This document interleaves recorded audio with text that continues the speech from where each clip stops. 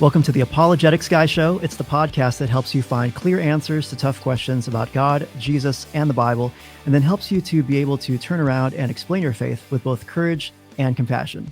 If we're just meeting, I'm Dr. Mikel Del Rosario. I'm the host of this podcast, and I'm also a professor of Bible and theology at the Moody Bible Institute here in downtown Chicago. And when we talk about sharing our faith with both courage and compassion, sometimes a way into that conversation is talking about issues, cultural issues in society, and sometimes even movies that bring up these issues. And we're going to do a little bit of a different episode today. We are doing a movie review, reviewing The Sound of Freedom. Sound of Freedom is based on a true story about a guy named Tim Ballard, and it stars Jim Caviezel, who's best known for his work on The Passion of the Christ, playing Jesus. And this movie, The Sound of Freedom, has actually received a lot of discussion, especially since this little indie film just kind of came out of nowhere and beat out Indiana Jones and the Dial of Destiny on the 4th of July, actually beat out Mission Impossible as well on the 21st. And it's just not the same old kind of summer movie that you expect from Disney or any of the big studios. And so for those who haven't seen the movie yet, the basic plot is in Sound of Freedom is that Tim Ballard is a Homeland Security agent who arrests pedophiles, but he wants to do more. And he actually wants to rescue the children who are being trafficked. And so this story is about how he rescues a little boy who is being trafficked, and then he tries to find the boy's sister who was also kidnapped. Most of the story happens outside the United States, but part of it is happens in America as well. So we'll talk about the international and the national components of this. I was so moved by this movie that I wanted to talk about the issues that the story raises and how they can potentially lead into conversations about morality and God. And I have two guests on the show today. Both my guests today are experts in the fight against human trafficking. First guest coming to us from Dallas is Christina Crenshaw. Christina is a professor, and she has taught courses about human trafficking at Baylor University. She's served with a number of anti-trafficking groups, including the Texas Governor's Human Trafficking Task Force. And we used to work together at Dallas Seminary in the Hendricks Center, where I managed the Table podcast for 10 years and hosted the show for 6. Welcome, Christina. So good to have you. Yeah, thanks for having me, Mikel. It's good to be here. Excited about this discussion. Yeah, good to be back with you, even virtually, doing a podcast together. Second guest also coming to us from Dallas is Rebecca Jowers. And Rebecca founded the Poema Foundation. That's a nonprofit that fights human trafficking. And she provides long-term care for people who have been trafficked. First got to interview her on the Table podcast. And when I used to host the show at Dallas Seminary, when I was watching the movie, I thought about that podcast we did together, Rebecca, and I thought, what a cool thing if we could do like a reunion show of sorts. And so good to have you on the show.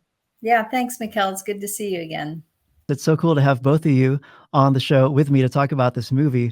This is not like a regular summer movie, but in the opening sequence, I was immediately suspicious of the lady who showed up and tried to kidnap these kids. And as a dad, I'm thinking, why couldn't you see this like a mile away?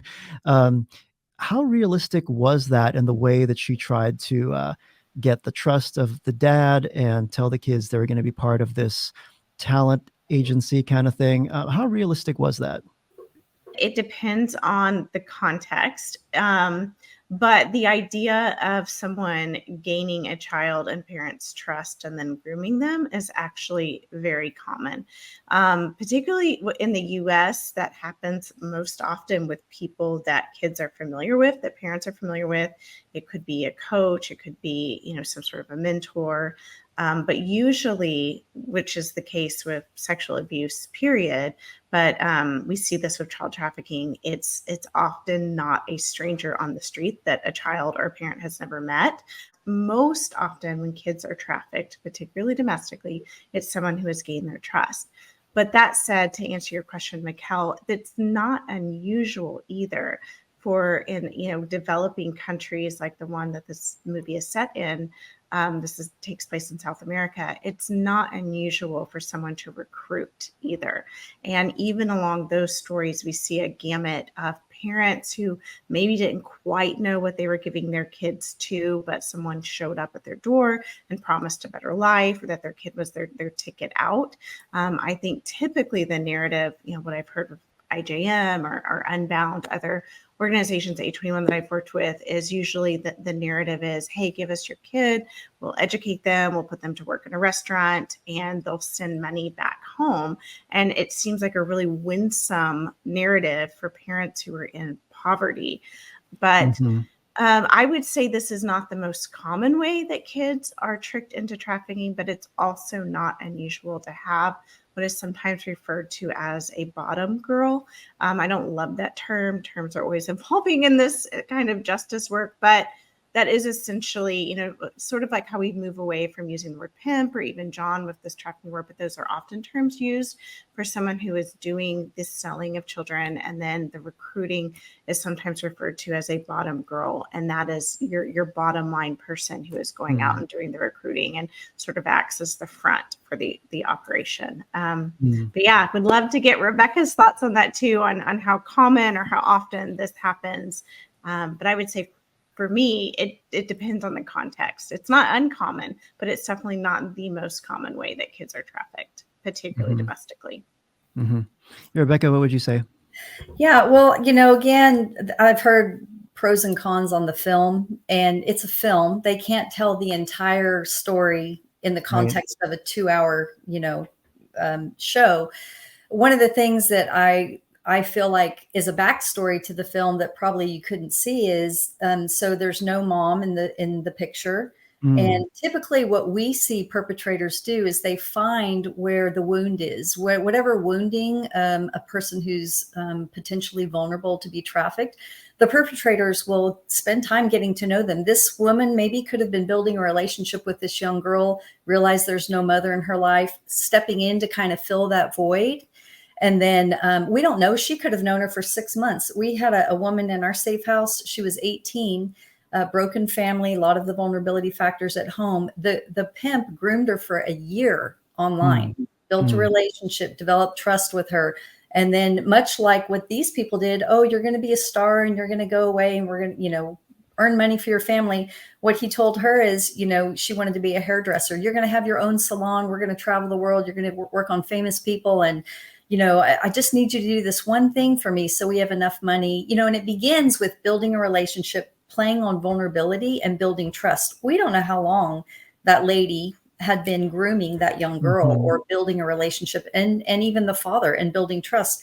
So there's just not time in the movie to develop all of that. But I suspect there's more to that backstory. And that's what we've seen with the women at our home, much like Christina said. I've been doing this for about 12 years. I only know of 2 women who were actually kidnapped, taken by someone they didn't know off the street. Something slipped in their drink. The majority of the people that have been trafficked that we have helped, it's been through someone building a relationship with them, promising them something. And that's, the definition is force, fraud, and coercion. And so they're enticed away. That's typically what we've seen as well. Yeah, you guys mentioned the way that online plays a part in this, and in the beginning there was that scene with the first guy who was arrested, and he was uploading content when the police busted into his house. When he was finally arrested, Tim in the movie quotes Jesus. Actually, he says, "If anyone causes one of these little ones who believe in me to stumble, it would be better for him if a large millstone were hung around his neck and he were drowned at the bottom of the sea." And then the guy goes, "What does that mean?" And it's like, it means you're under arrest, right? I think that's cool because, first of all, Jim Caviezel plays Jesus in The Passion. Yeah. And he's quoting Jesus here. But it also shows part of the motivation behind fighting human trafficking for many people. How does our faith actually play into this yearning for justice that makes people want to get involved? Well, for me, our God is a just God. He is a God of justice. And there's many of the Psalms that I will read through. And, even just Habakkuk now talking about, it's what we happen to be studying in my life group is, Habakkuk crying out to God on behalf of Israel because of the evil that's in the world. We live in a fallen world and there is evil in our world. And I think that God has put justice in the hearts of all of us. Think about it. If you're driving and someone cuts in front of you, this kind of righteous anger can be provoked, whether you're a Christian or not. But what I found in the area of human trafficking, definitely, there are people that will come to join this fight, not only because they're believers, but what I found actually early on is it was the faith community that was really stepping in to take action. I don't think I would still be in this work if I was not a Christian. If it weren't for me knowing the sovereignty of God and fully being able to put my faith and trust that He is the one that rescues these women, and it's not my responsibility or job. I'm privileged to get to serve Him in this area, but He is the one that meets these survivors and helps them on their healing journey, and we just get to walk alongside them. So it's very much a part of what I do. My faith is very much a part of why I do this. Mm-hmm, mm-hmm. Yeah. How about for you, Christina? How have you seen our faith fuel the fight against human trafficking? Initially, in the beginning, it was really the faith community. It was the A21s, which is, Christine Caine came out of, Hillsong Church, and Unbound, an organization I've worked with, has, come out of our church here in Waco, Texas. So I saw a lot of faith community rush to do this sort of work. I would say, and I've thought about this frequently too, would I do this work if I wasn't a believer? And I don't know that I personally could continue doing this work, reading these articles.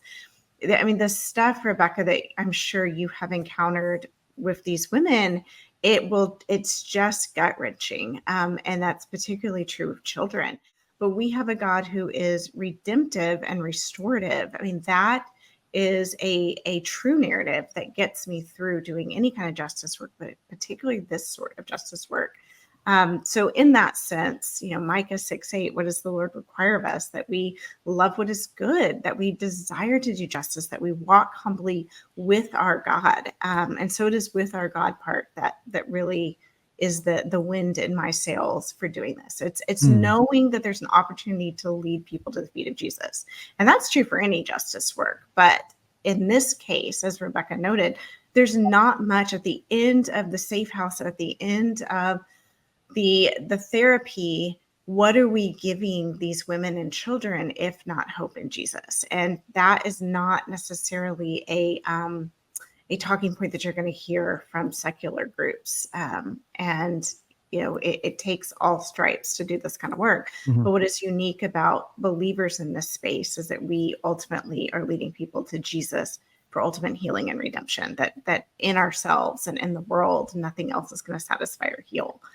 Yeah, I think this is definitely a place where we can work with people from a variety of backgrounds and all walks of life to bring common grace for the common good and just have more justice in the world, and that we can all get on the same page there, whether people are coming from a non-faith background or even working with people who we may have some theological disagreements with. But we can all be on the same page in this case. There's a key line in the movie that Tim says has become kind of like a tagline for the film, where he says, "God's children are not for sale."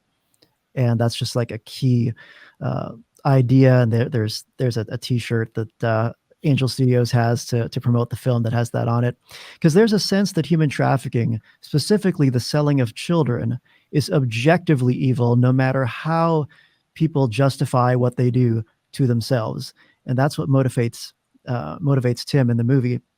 And this movie highlights the global reach of human trafficking, and most of it happens overseas. But in the beginning, the little boy was actually being brought into the United States, and Tim found him at a border crossing. And there was some psychological manipulation that was going on there. How realistically was that portrayed in terms of the way that the man who was trying to bring this little boy across the border was psychologically manipulating him? Rebecca, what would you say? Oh my goodness.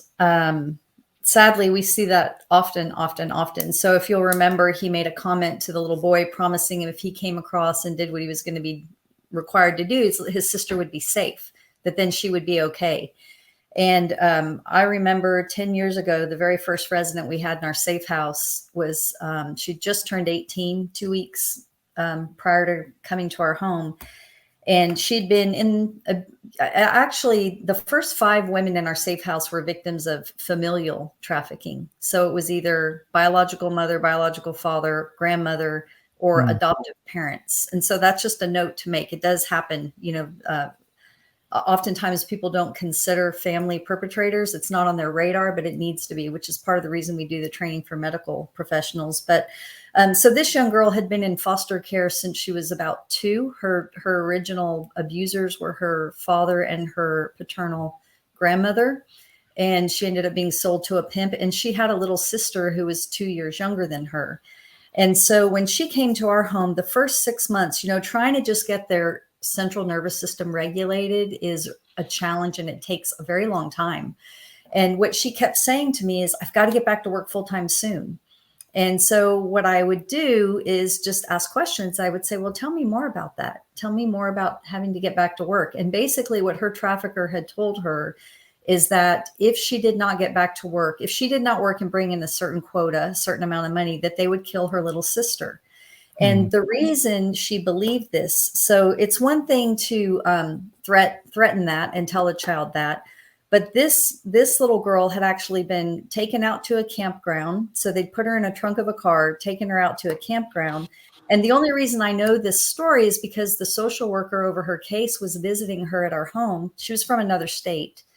And we were going camping that weekend. We're thinking fun, great memory building experience for the women at the home. And she looked at me and said, has she talked to you about camping? So apparently this little girl was put in the trunk of a car by her perpetrators, taken to a campground. They dug a hole, they put her in the hole because she was refusing to do what they were asking her to do, which is have sex as a 10-year-old little kid. And they had another little girl in the hole with her, and they did kill that little girl. And so this young girl saw a little girl be killed, and then they kept saying, we will kill your little sister if you don't do what we ask. Now tell me, what child is going to know how to respond to that? I don't think as an adult I would. And that's another thing to remember is the manipulation part of it is probably the predominant way we see perpetrators keep women under their control, keep kids under their control, the lies they tell them. Children are especially easily manipulated and coerced. And so that was not far-fetched in the movie for them to be telling this little boy, hey, you want to keep your sister safe, right? Well, just do this. And he even said, my sister's going to be okay. I mean, just heart-wrenching to hear the hope that he had of his sister being safe. And if he could do this, it would help her. So unfortunately, we see that all the time. Wow. Yeah. Mikkel, we refer to that as trauma bonding. It's the Stockholm syndrome that keeps particularly children, but anybody in a place of vulnerability trapped. I thought that was a really great representation of what ends up happening. It's threat, it's manipulation. Sometimes it is, quote unquote, willful obedience, but only because they don't know where else to turn or who to turn to. And that trafficker has made them dependent on them for food, as we saw in the film too. The guy would, told the little boy wasn't going to give him food unless he performed, those sorts of things. So that is very real. Yeah. Unfortunately. Wow. Well, the second part of the movie, kind of the major second part that I wanted to talk about, is the sting operation on the island. And that was kind of an interesting and exciting idea that they had.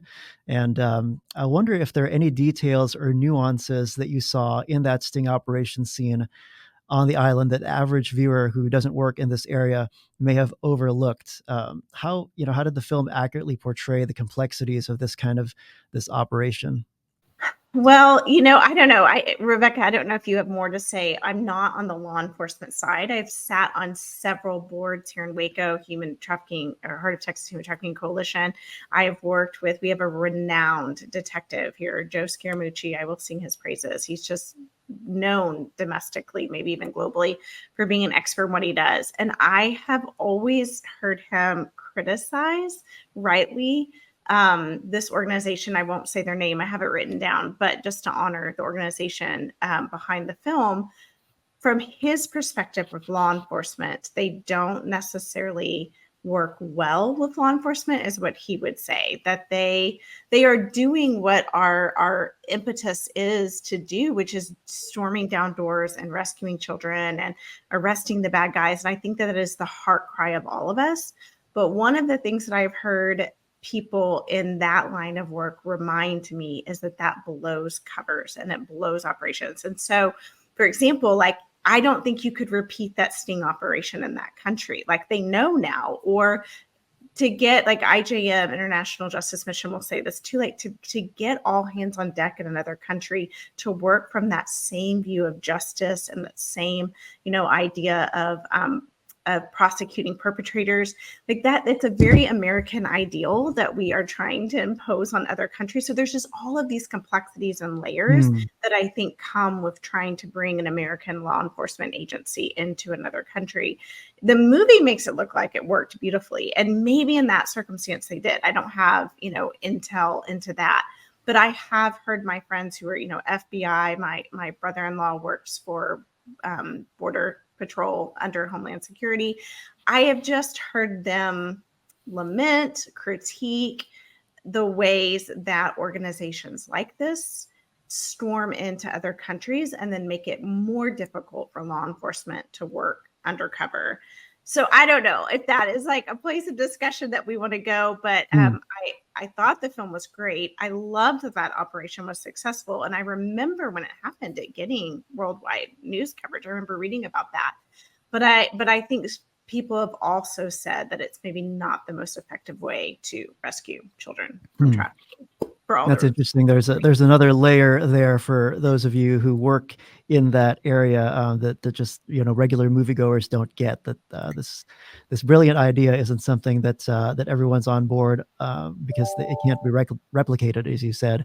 Yeah, we work really closely with law enforcement, and it's one of the things I love about IJM. International Justice Mission works with law enforcement in that country, training their law enforcement to be the ones to know how to do the investigation and go in. Because, I think of it even just like short-term mission trips. If I go in, do something and leave, and there's no follow-up and there's no continuation of the work, so it's similar even with law enforcement, so you go in that one time, but I don't know. We work really closely even here, and it can take years to build a case. And for me, frankly, that can be quite frustrating. But the point is, if you go in there and then just pull somebody out, but you don't have the evidence that they need to get the perpetrator off the street, they're just going to have another girl tomorrow. And so some of the hardest things that I have to do from an advocacy standpoint is wait. We have to wait. We have to wait while law enforcement builds a case. We have to make sure they have enough so that when they do go in, the perpetrator is going to they have enough on the perpetrator to build a case in a court of law and for them to go to jail. And so we work closely. We respect them. We never go in and rescue a girl. We always call law enforcement and hand it over. We work with the detectives or law enforcement because that's their area of expertise. It's not our area of expertise. We do with our outreach. We do gather a lot of intel. So we gather when we're out on our outreaches, we take license plates of suspicious vehicles. We've turned in more than 12,000 license plates.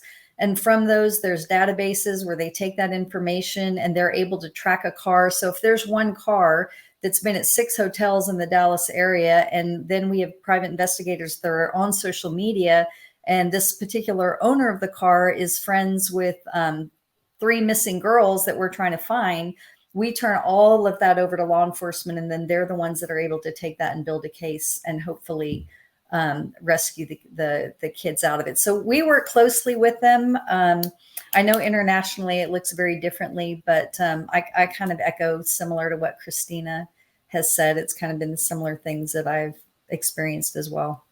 In the film, one of Tim's partners is trying to rescue kids with him and was involved in that operation. He was a former cartel guy. And there's a powerful part in the movie where he talks about a really dark time in his life where he almost took his own life. And he said something like, if there was ever a time to ask if God exists, that would be the time. And that was such a powerful part of the film. I think there is apologetic value to this total life change that we see sometimes when people move from one completely different worldview to Christianity, and then they get involved in something that brings more good into society and more justice into society. And it gets people curious as to, what fuels that. That Christianity is good, and then they begin to question, can I really believe this? Is this really true? And that final rescue scene, now I want to move to the third part of our discussion here. The final rescue scene, it was almost too good to be true, except I know it was a true story. How realistic was that compared to the rescue stories that you've heard about, where he infiltrated this place posing as a medical doctor, and it was very tense? How realistic was that portrayed? I mean, statistically speaking, not very common, Mikkel. Yeah. Like, I wish that was the case, but the numbers on finding women and children who have been trafficked are actually really bleak.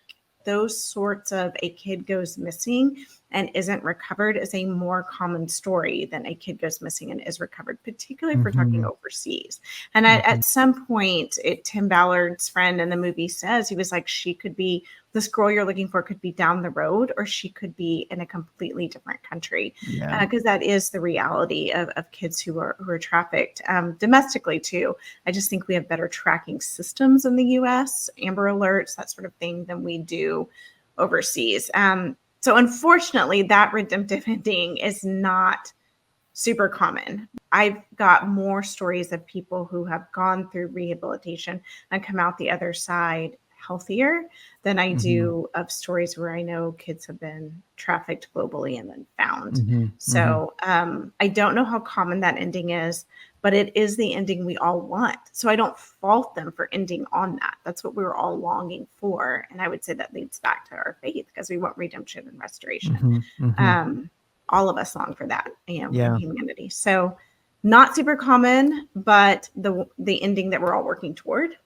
That's right. Yeah. Rebecca?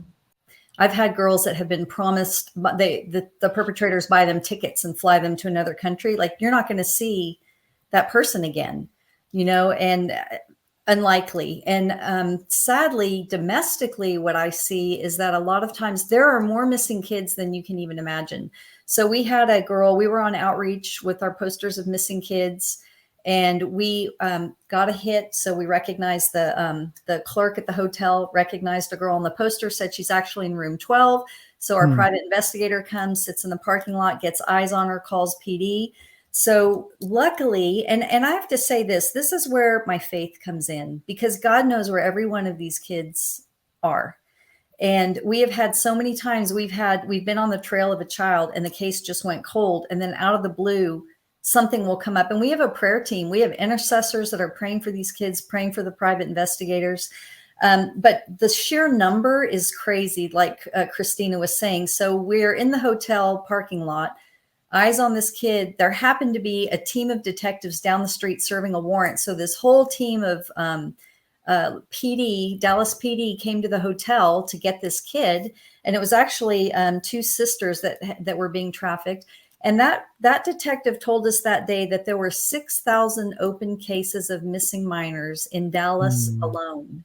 And do you know how many people they had on the high-risk task force? 3, maybe 5 at times. So what I find, sadly, is the case. Many times the people who have a missing child have no resources in order to try to even get someone to go find their child. And so, like, same with the movie, that father had no resources to pay for, even the American government pulled out and said, this is costing too much. No, we're not going to continue to pay for you to be there to look for this one child.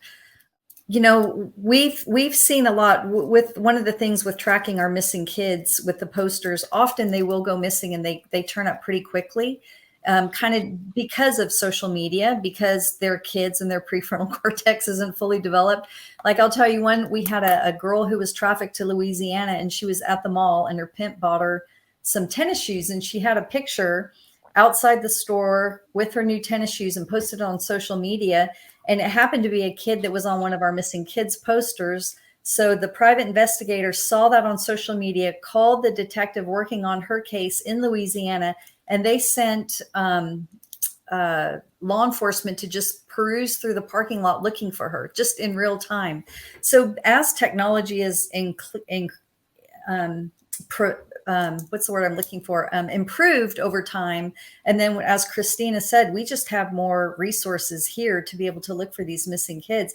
They were able to send somebody right then to drive around and help find this missing girl. And so it does happen more here, but again, internationally. In fact, when I saw the movie, I thought that's like finding a needle in a haystack. Yeah. The end of the movie shows the little girl rescued sitting on the bed. And I thought, you know what? This is not the happy ending, because I know what's ahead for her on this recovery journey. And it's a lifetime. It's a lifetime of overcoming. And often what I tell people is they may never find true healing this side of heaven. Yeah. They may never find true healing. But if I have an opportunity to share the gospel and I know where this woman is spending eternity, that's what I rest in. Yeah. So every time we get to share the gospel with a survivor, or even we've had volunteers come to Christ from serving in our ministry, because they see what God is doing. That is a success story. You know, the success story looks very different than what people typically think success is. But for that little boy and that little girl, their life were forever changed. And as you reach adolescence and maturity, as they become mature and they hit puberty, and then they try to be in relationships, all of that trauma has to be processed and dealt with. And so it's a long journey to recovery for sure. Yeah, that goes back to something Christina mentioned that I wanted to bring up, which you answered perfectly, is that the movie hints about the emotional impact of the victims on the victim's family and on these two kids. And, you know, it's a nice, from a filmmaking standpoint, to go back to where she was drumming on a little box in the beginning of the movie, and then she's got a drum at the end. You kind of end back where you started, but it's really not stasis. It looks like stasis, but everything's not happily ever after. Everything's not all fixed, right? So these are the things that we don't see, that we don't think about as that movie is ending. But one good thing is that the movie is bringing more public awareness and support for anti-trafficking efforts.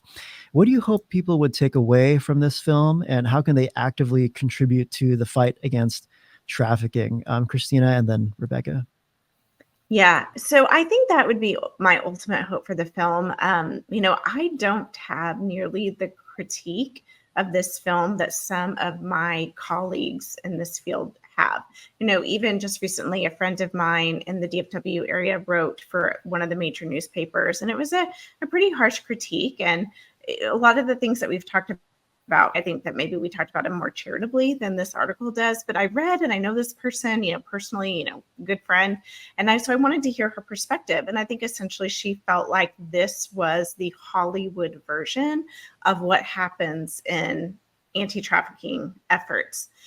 But I'm not bothered by that, because I have hope that this will rally people to praxis, right? That this will lead from like not just being something on the screen, but that people will feel compelled to lend efforts in combating human trafficking. And one of the things, this wasn't necessarily a really popular answer with my Baylor students, but when they would say like, I want to graduate and I want to go into law and do anti-trafficking work. I want to, go into medicine and do anti-trafficking work, which is encouraging. But what I would tell them, the part that they didn't always love, was that anytime you are working with children and you're a mentor to them, anytime you're helping to raise literacy rates, anytime you are a safety net, anytime you are in someone's life that you can be a safe place, that is fighting anti-trafficking work. Because anti-trafficking work isn't just finding kids who have been exploited and rescue them. It starts preventatively before they're ever even trafficked. It starts with educating kids on, hey, this is what it might look like for someone who is not a trustworthy person to reach out to you online. Hey, these are some of the tactics they might use to fool you and to get you to bond with them and to trust them. And so I think that in that sense, I'm really encouraged by the film, because if this encourages us to stop and reflect and say, okay, I want to use my giftings and my talents to combat human trafficking in this area, then the film was a win. then it was a win. Mhm. If it highlighted the atrocity of human trafficking and let the world know, reminded us, if we've forgotten from all of the other efforts the past 10, 15 years, reminding us that this exists, that it's still a problem, and then it encourages people to get involved financially or medically, educationally, rehabilitation, as Rebecca's organization does so well, that I think that we can't be overly critical. I think the film is a win if it rallies us to get involved, which is my hope for it. Mhm. Yeah. Rebecca? Oh gosh, Christina, I completely agree with you. And it's actually made me kind of sad to hear all the criticism that's come out about the film, because what I want to say is it's almost sometimes to me, it seems from a place of arrogance of that's not the way it happens. It happens like this. And I'm thinking, no, this is a true story. It also happened this way. And they're not saying this is the typical way it happens all the time. Mhm. I can tell you there's a whole spectrum from the girl trafficked by a gang member for $15 that night to buy drugs, all the way up to a $4,000 a night escort and everything in between. And so there's no way one movie can fully encompass all the dynamics and aspects of human trafficking. I 100% agree with Christina. I think that it is something that people are going to see, people who it's not even on their radar. It's opening their eyes to it. We put a post on our Facebook page and said, hey, we recommend you going and seeing this movie. Here's where it happens in an international context. Come to our Human Trafficking 101 and see what it looks like in your backyard. So, we've had people, I had an email from a lady who saw the movie and said, I want to start donating to your organization. I have another person that emailed and said, I want to join the fight. What can me and my wife do? And so I do see it rallying people to be a voice and to step up. There's a lot more that people need to learn about trafficking. This isn't the one movie to educate you on all things, but I agree with Christina. I think it's been wonderful to raise awareness. I think it was well done. It was entertaining. It had a good story. The photography, the cinematography was great. There were a lot of really great things about the film. Yeah. But it's not the final authority on what human trafficking is. So. Yeah, what we get is a glimpse into one case that gives us hope that kids can be found, and that we can bring more justice into the world, and that we can bring more goodness into the world as well. I was reading in the book of Revelation just the other day, and I was struck by this vision of judgment on these merchants who sold all kinds of things, and they sold people as well. And the scripture says these are human souls. And there's a picture of a time when they can no longer do business. And that is part of the Christian message, that this world is not all there is, and that one day God will right all of the wrongs and bring about perfect justice. And we see evil and suffering. Sometimes it makes people question God, but it's a picture of all this pain and dysfunction that we see in the world as a result of rejecting God's way to get to human flourishing. And the moral law being rejected, the teachings of Jesus being rejected, the more people follow the teachings of Jesus, we would have no need for these kinds of anti-trafficking movements and work. There would be no need for a hashtag #MeToo or hashtag #Church2 movement. We need to tell people more about the teachings of Jesus. And when they see people who are joining the fight against human trafficking and who are doing good in society, that can generate curiosity. What fuels this? Maybe this is true. And movies like The Sound of Freedom and stories of people who fight to end slavery and child trafficking, these stories can help spark spiritual conversations, and it can help awaken a longing for justice, the kind of justice that only God can bring. So I want to thank you guys for being on the show. Thanks, Christina. Thank you, Mikkel. It's an honor to be here. And thank you to Rebecca for being on the show.